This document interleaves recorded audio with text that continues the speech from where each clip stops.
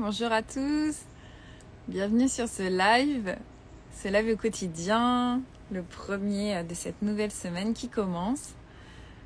Comment vous allez? Est-ce que vous avez passé un bon week-end? Dites-moi un petit peu.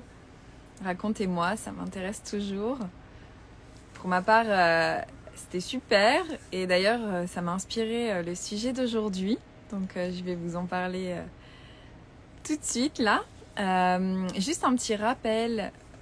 En haut, si vous arrivez en cours de live, je mets toujours le titre là, voilà, ou là,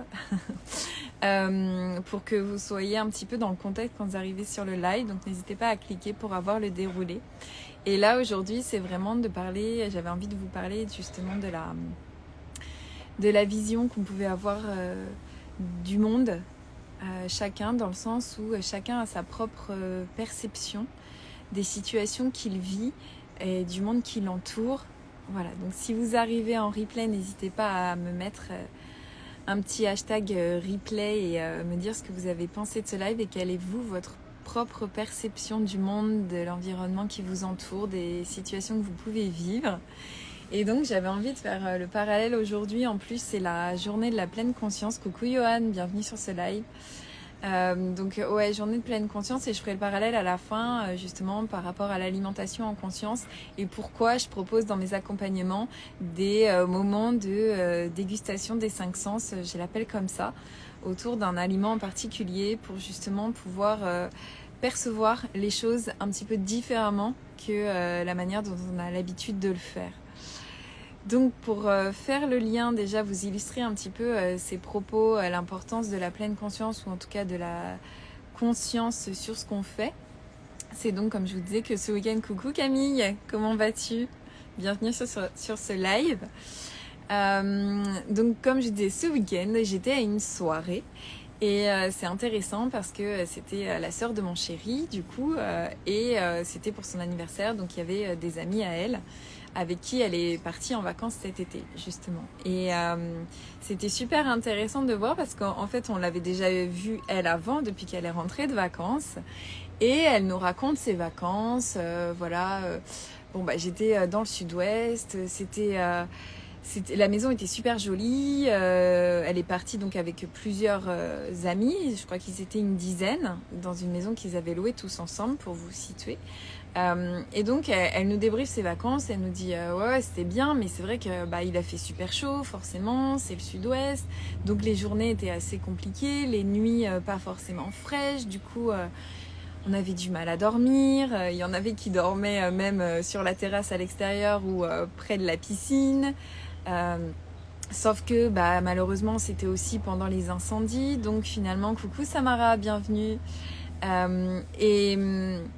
Bah forcément les nuits ça se rafraîchissait pas du coup à cause des incendies. Il y avait aussi bah, malheureusement des débris, des choses comme ça, la fumée.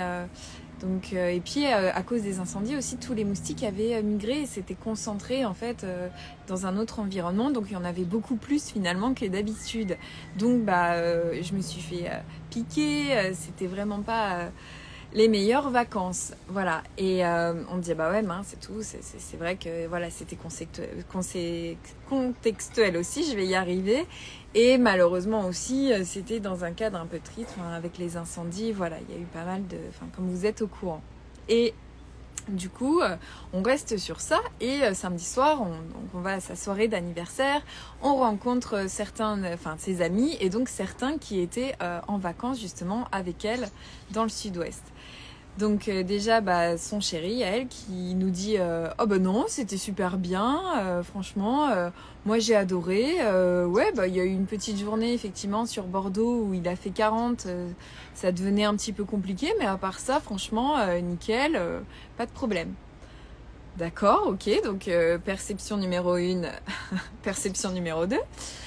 Et ensuite, on parle à une troisième personne, donc à une troisième amie qui était avec eux justement pendant ses vacances et qui nous dit ouais franchement bah ça allait, c'était sympa, mais bon on n'a pas fait grand chose et puis finalement pour la logistique de la maison bon bah heureusement que j'étais là du coup avec donc la sœur de mon chéri, parce que sinon, voilà quoi.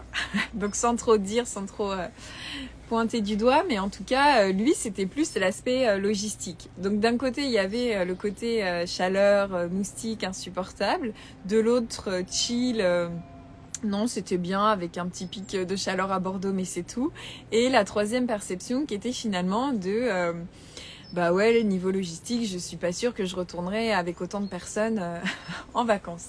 Donc c'était génial et après on en a reparlé avec mon chéri et on s'est dit mais en fait, sur une situation, il y a eu déjà 3 versions différentes. Donc je sais pas si ça vous fait ça, si vous avez déjà vécu ce genre de situation. Et c'est pour ça que voilà, je voulais partager sur ça aujourd'hui, vous amener à mettre de la conscience finalement sur votre propre perception du monde et en fait que chacun a sa propre représentation des situations qu'il vit, du monde, de ce qui l'entoure, des avis en fonction de ses valeurs et ça, on peut le décliner un petit peu en 3,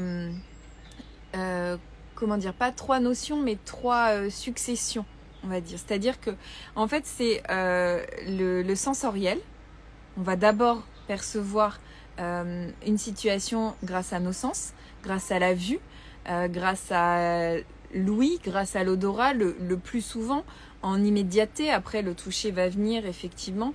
Le goût, moins souvent, il va moins être utilisé, mais typiquement, il y a même une étude, je crois, qui a été faite comme ça en psychologie où...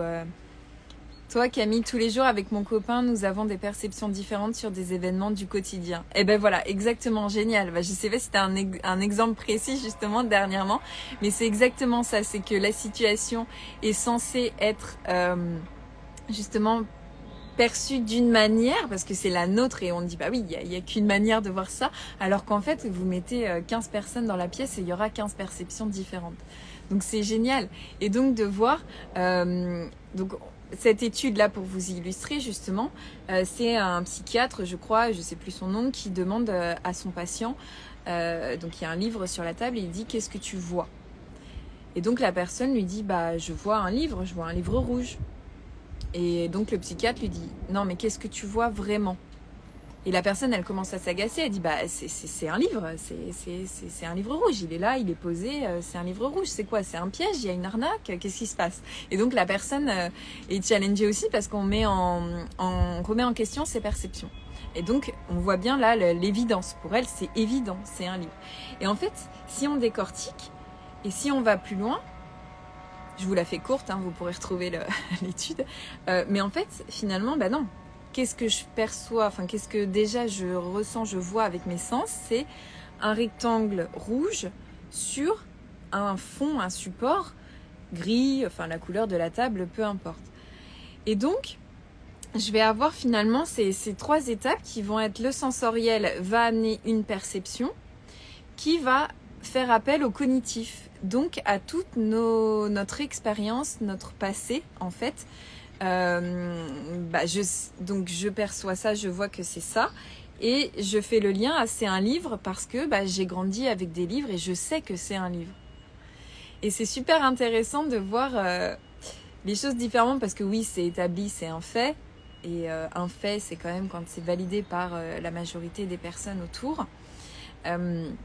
Mais ça peut être intéressant de remettre en question pour soi, mais aussi pour l'autre, pour aussi un petit peu mieux comprendre son monde, son environnement, la perception, et d'aller voir qu'est-ce qui se joue, justement. Et en alimentation consciente, je parle pas forcément de la pleine conscience, ou enfin de l'alimentation en pleine conscience, où on va aller manger dans un état très détendu, très conscient, dans le calme, à vraiment être... C'est pas ça, c'est en fait de revenir finalement au sensoriel, en laissant de côté le cognitif, les connaissances. Donc typiquement, si je prends l'exemple du chocolat, c'est d'arriver à revenir au moment où je ne sais pas que c'est du chocolat, je ne sais pas encore que c'est du chocolat, je ne suis pas encore consciente du ressenti que ça me procure, des sensations que ça me procure, et j'en reviens juste un peu en mode extraterrestre. J'arrive sur une planète, je tombe sur ce petit bout là marron, plus ou moins marron. Coucou à ceux qui arrivent. Et j'explore. Donc je reste vraiment concentrer sur mes 5 sens et je vais aller explorer ce bout de chocolat. Donc qu'est-ce que je vois? Qu'est-ce que ça me renvoie? Qu'est-ce que... Voilà, et on est vraiment en mode explorateur, je découvre un nouveau truc. Et ça c'est génial si vous arrivez à le faire au quotidien, par exemple justement Camille avec ton chéri sur la situation, d'un moment faire un pas de recul et de laisser ta propre perception de côté et de se dire attends comment il voit les trucs. Si je me mets à sa place, ah ouais il y a ça qui me donne comme information en premier, il y a plus ça peut-être aussi qui fait écho, c'est intéressant d'aller voir. Et si je remets tout à zéro, si justement là je me dis que une table ça s'appelle pas une table, comment ça s'appelle? Et souvent moi je le fais, je me dis tiens il y a une fourchette et si ça s'appelait pas une fourchette, comment je l'appellerais? Et c'est assez marrant justement d'aller challenger, faire bouger un peu les lignes parce qu'on se rend compte finalement qu'on est hyper normal, mais hyper conditionné et hyper automatique sur des choses. Donc et c'est fluide, et tant mieux d'ailleurs, parce qu'on pourrait pas gérer des inconnus tout le temps comme ça. Mais ça nous donne des repères, mais des fois ça peut aussi être enfermant. Donc c'est assez intéressant sur des petites choses pour commencer d'aller justement mettre un peu de doute en fait. Et si c'était pas comme ça? Et si c'était différent? Et je peux très bien faire le lien avec l'alimentation émotionnelle ou les aliments qui peuvent faire grossir entre guillemets, ce qui est du coup... c'est pas établi, mais si on a dans l'idée, je sais pas, les frites, les burgers, les aliments gras, ça fait grossir. Et si c'était pas vrai? Qui me dit que c'est vrai en fait? Et d'aller dérouler, parce que vous allez me dire, si évidemment c'est vrai. Non en fait, c'est contextuel. Ça dépend combien j'en mange, ça dépend la qualité, ça dépend si j'en ai envie, ça dépend si je les mange dans les bonnes conditions, ça dépend de tellement de choses en fait. Et déjà à la base, est-ce que j'aime vraiment bien? Ça aussi, c'est une autre question. Je lis vos questions. Alors, Samara, j'ai passé une semaine à manger en choisissant ma nourriture, les yeux bandés. C'était extrêmement surprenant, mais génial. Merci pour ce partage. J'ai remangé des choses que je pensais ne pas aimer du coup. Exactement. Super exemple. Merci beaucoup. Je devais juste choisir à l'odorat, donc on ne peut le faire qu'accompagner. Et aussi, voilà, c'est pour ça que c'est important là. Comme on lâche nos repères, on doit lâcher le mental. Du coup, c'est pour ça que c'est plus faisable et plus facile en étant accompagné, en se laissant guider, effectivement, en ayant confiance en la personne et en se reposant sur cette personne et en étant justement juste au contact des 5 sens et pas dans le mental et laisser du coup le cognitif, cette 3e perception en dernier de côté. Coucou Audrey, bienvenue sur ce live. Donc génial pour ces exemples, vraiment c'est exactement ça. Revenir un petit peu à l'essentiel, à l'origine, que ce soit pour la nourriture, que ce soit pour... Et Audrey, je crois que tu étais là dans le... tu sais, la télé qu'on avait fait dans Optimal Expansion 360 que je vous avais proposé là au sein de l'univers de Marie, justement, où je vous avais proposé cette dégustation autour du chocolat. Donc de revenir un petit peu à l'état brut.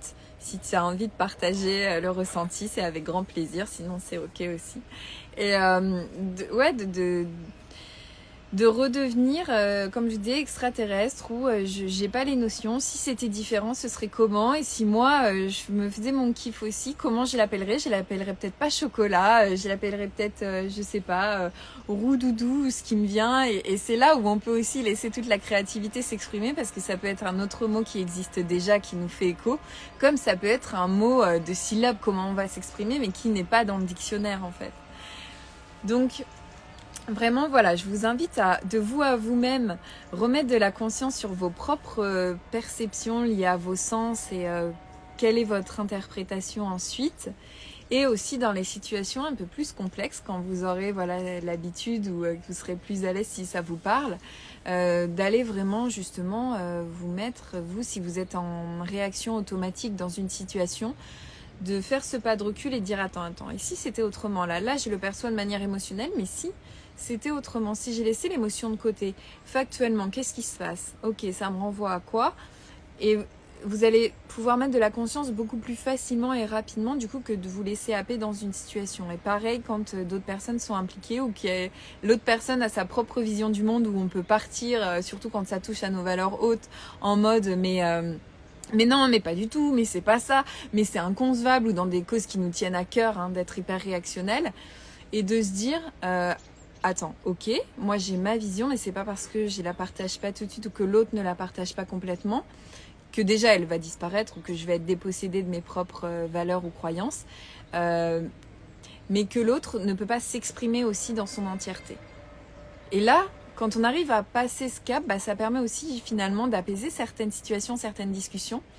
Et on peut arriver, ou pas, hein, des fois il y a des discussions qui sont stériles et c'est ok, mais on peut arriver des fois à avoir une autre posture, un autre positionnement, et du coup beaucoup plus prendre en considération notre propre perception, vision du monde, et du coup la perception, la vision de l'autre, et qui là encore est propre à chaque individu. Dites-moi si ça vous parle, si c'est assez clair, ce que je vous partage. Audrey, c'était intéressant de prendre le temps de savourer avant même de déguster. Ouais, par d'autres sens. Bah voilà, exactement. Et c'est vrai qu'on est un être humain tellement complexe et on ne vient pas forcément mettre de la conscience sur tout ça. Et souvent, je reviens sur l'alimentation émotionnelle, mais quand on mange vite, quand on veut combler autre chose, finalement on se rend pas compte de la quantité qu'on mange et la jauge de satisfaction va mettre plus de temps finalement à être pleine que si je prends le temps tout simplement déjà de me poser, d'observer, de regarder, de sentir, de me nourrir un petit peu autrement. Voilà ce que j'avais envie de vous partager aujourd'hui, donc vraiment d'aller mettre là encore de la conscience sur votre propre représentation du monde et celle des autres. On est presque 8 milliards d'individus sur cette planète maintenant. Donc autant vous dire qu'il y a 8 milliards de perceptions possibles et différentes sur une même situation, sur une même discussion, sur un même sujet. Voilà, donc Audrey, c'est assez dingue car ça prend cette habitude de manger vite. Ouais, des petits. Ouais, après ça dépend, c'est vrai que il y a, oui, les circonstances et il y a un petit peu ce conditionnement à l'empressement. Ton fils qui a 11 ans a toujours mangé très vite. Ah, ce serait intéressant d'aller challenger ça. Tu me tentes, Audrey. Il y a ma casquette de coach là qui se ramène. Alors, a toujours mangé très vite. Quand tu dis toujours, justement, c'est ça. Et qu'est-ce que lui dit? Enfin voilà, ça pourrait être intéressant d'aller creuser ça. Comment c'était quand il était bébé, dans quel état tu étais justement, c'est toi qui lui donnais à manger, comment ça se passait. Mais il fait tout vite. Ouais, d'accord, intéressant. Donc à voir aussi justement qu'est-ce qu'il nourrit, quelle est sa valeur haute, son important, qu'est-ce qu'il nourrit davantage, parce qu'il y a aussi moi je sais que je suis épicurienne par exemple, donc je dis non mais je peux pas manger vite, c'est pas possible, j'ai l'impression de perdre une partie de ma journée si je fais pas honneur entre guillemets à mon assiette. Non mais si c'est le cas toujours, ok. Mais au final pour d'autres personnes c'est pas ça qui est important comme valeur. Ils vont se nourrir vraiment pour survivre et c'est ok en fait. Il y aura pas de dimension plaisir plus que ça parce que ils vont mettre la valeur sur autre chose. Donc, mais moi aussi ça m'est arrivé, ça vous est sûrement arrivé déjà. Vous êtes sur un projet qui est hyper captivant, quelque chose d'extérieur à la nourriture, hop, la nourriture va passer au second plan et finalement vous n'allez pas forcément mettre de la valeur à ce moment-là sur le fait de manger ou de vous faire plaisir en mangeant. Donc voilà, en tout cas ce que je voulais vous partager aujourd'hui, j'espère que ça aura résonné. Dites-moi si ça fait écho. Ou en tout cas, pour les personnes qui regarderont en replay, dites-moi aussi en commentaire. Mais je vous invite vraiment à mettre de la nuance dans tout ça et à voir qu'il n'y a pas une seule manière de voir le monde, qu'il y en a autant de personnes qu'on est sur Terre, en fait. Et même, j'irais même au-delà, même de la nature, parce qu'il y a aussi les êtres vivants. Eux ont une autre perception, là encore. Il y a même des sens qu'on n'a pas, la vision dans la nuit, les fréquences auditives aussi. Donc... voilà, enfin je vais pas élargir trop parce qu'après je vais partir sur d'autres sujets. Mais voilà, donc aujourd'hui en cette journée de pleine conscience, déjà sans forcément méditer toute la journée, mais aller mettre de la conscience sur ça, sur ces différents sujets. Et que d'aller aussi en conscience, voir qu'on peut remettre en question nos propres perceptions, que c'est pas figé là encore. et que ce qu'on pouvait voir comme une habitude, ça peut être différent. Bah, Audrey, tu vois, ce qui me vient, ça pourrait être intéressant peut-être de faire l'expérience avec son aliment chouchou à ton fils, d'aller refaire ces petites expériences d'alimentation en conscience comme toi tu l'avais vécu. Tu peux tout à fait lui reproposer d'une autre manière. Ce serait intéressant. Dis-moi si ça te tente et si tu penses que ça pourrait lui parler, et de voir justement comment il vit l'expérience. En tout cas, voilà, n'hésite pas à me le redire après, soit en DM, soit en commentaire de ce live, mais ça pourrait être intéressant. Voilà pour aujourd'hui. Ouais, pourquoi pas. Bah top, avec plaisir. Donc si je peux te donner 2-3 conseils, même bien que tu aies vécu l'expérience, mais voilà, d'aller sur un aliment qui peut-être est un petit peu émotionnel pour lui, dans le sens où il aime bien, ou tu sais qu'il va y avoir quand même un attachement qui est un intérêt par rapport à ça. Bon bah trop top, trop cool, tu me diras. Génial. Voilà pour le partage d'aujourd'hui. Sur ce, je vais vous souhaiter une très belle journée en conscience. Et puis, je vous dis à demain. Merci pour votre présence. Passez une très belle journée.